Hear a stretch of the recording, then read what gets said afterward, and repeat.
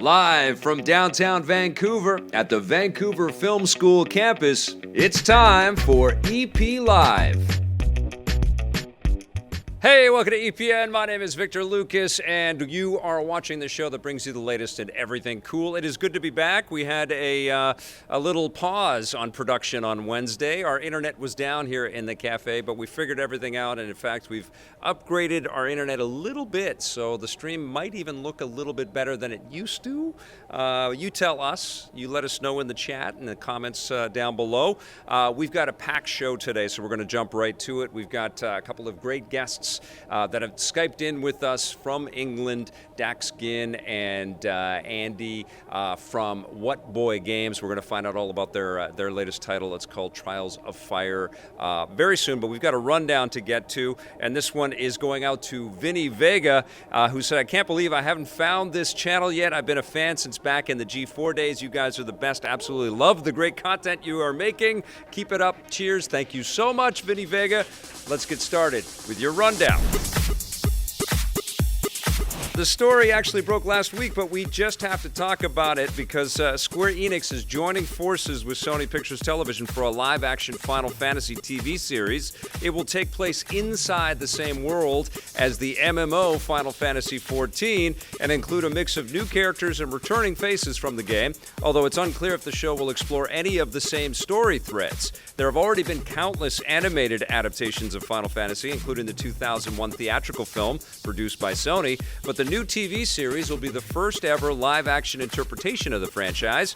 No word yet on a launch window, and I am actually very curious as to how Square and Sony went through all of the different Final Fantasy material to choose Final Fantasy XIV. Clearly, it is a resilient Final Fantasy because it's gone through all kinds of permutations and changes, and it perseveres, and there are lots and lots of people playing it to this day, which is very cool. But it has not been without its share of struggles. So that's been very interesting. Congratulations to everybody involved there, and let's keep our fingers crossed that one of these things that I report on, one of these movies or TV show adaptations of video games that we love, will actually blow us away and really take things to the next level, pun intended, and maybe it's going to be a Final Fantasy movie or a TV show. We'll find out soon. All right, Cuphead is an extremely stressful game to play, but that doesn't mean it has to be extremely stressful to make. Studio MDHR has delayed the release of the new Cuphead DLC expansion, The Delicious Last Course. It was slated to land later this year, but will now arrive in 2020, with the team saying that they need more time to avoid a stressful crunch period. They say that they instead want a work environment that's healthy and sustainable, and this will also give them more time to make sure that the DLC meets the level of quality that they strive for. The new DLC is coming to the Xbox, the Switch, PC, and all the platforms that the game is on. And I think that this is absolutely the right approach, and I hope that this is an approach that starts to filter throughout the video game industry.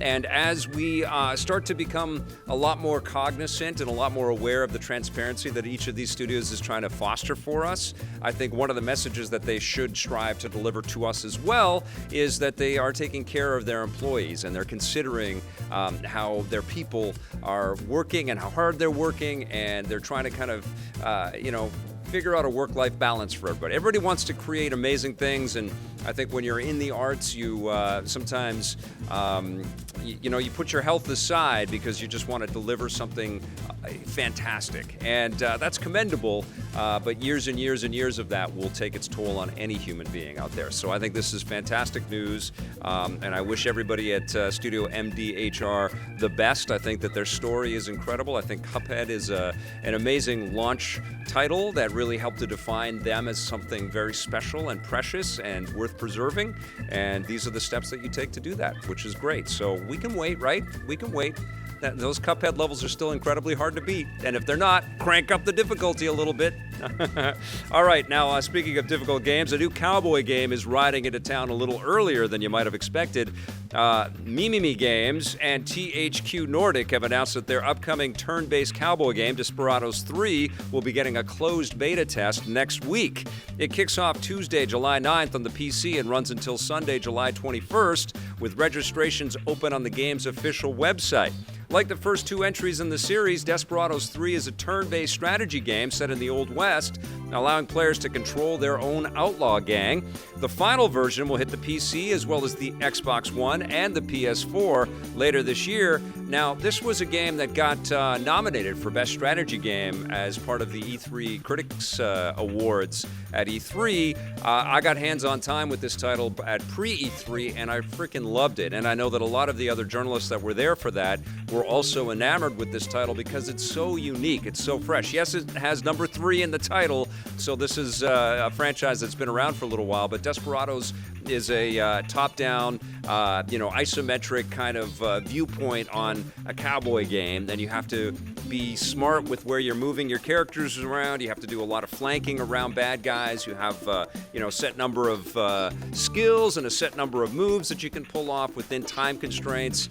And it does take a lot of your thinking power in order to keep progressing through the game. Lots of calamities will befall, and you've got to be ready for that and kind of anticipate a lot of that. It was just really, really cleverly made, really cool. And, you play the game and it feels like, almost a hybrid of a tactical strategy game and maybe something like Metal Gear Solid or something. But the fact that it's all in a cowboy universe makes it very special. I'm very much looking forward to Desperados 3, and I wish THQ Nordic and Me Games the best of luck with this title, and I hope it kicks ass when it comes out later this year. But there you go. You can sign up and be a part of the early beta if it interests you. All right, now DC's troubled Flash movie has found another director to help bring it to the big screen.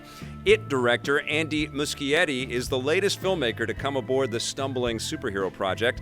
According to The Hollywood Reporter, Muschietti is currently in talks to direct and produce the Flash movie, which he'd begin shooting after finishing work on the upcoming It Chapter 2 due out this fall. The Flash has already gone through a long list of filmmakers as it struggled to get a green light, and there are even rumors that the studio wants to replace star Ezra Miller with another actor. Although The Hollywood Reporter says he's still on board. I've been saying this since they announced that The Flash was coming into Justice League. We've got an incredible Barry Allen and Grant Gustin. And now with Stephen Amell kind of walking away from the Arrow role and, Grant Gustin kind of taking the boots of the veteran superhero in the Arrowverse, presumably after Gustin has done another season or two, he'll be even more ready to take on a feature film role and even be more ready to be continually associated with this character if he'd like to be. I think he's been killing it as this character since he started, and he's been surrounded by excellent actors. And I don't think that Ezra Miller's a bad actor by any sense of the word there at all. He's done an all right job with this, but Grant Gustin has been killing it, and he's been given an ample opportunity to help define this character and this role and his performance week after week after week. And I think this would be the best move ever for DC to say, look, you're going to come into the movie universe and we're going to make a big feature film version of The Flash. Now, presumably, if they do that, they have to bring in all of the supporting actors from the TV show. But thankfully, they're all wonderful, too. It's a great show. But if they do choose to go with Ezra Miller and sort of go in this armored Flash direction that Zack Snyder set up for us, it might be a lot of fun. He's certainly a good actor, and I love the character of the Flash. I think he's incredibly dynamic, and there's lots of great things that we can see on screen with this role. As we can clearly see from the weekly TV show, there's lots of incredible exploits in that show.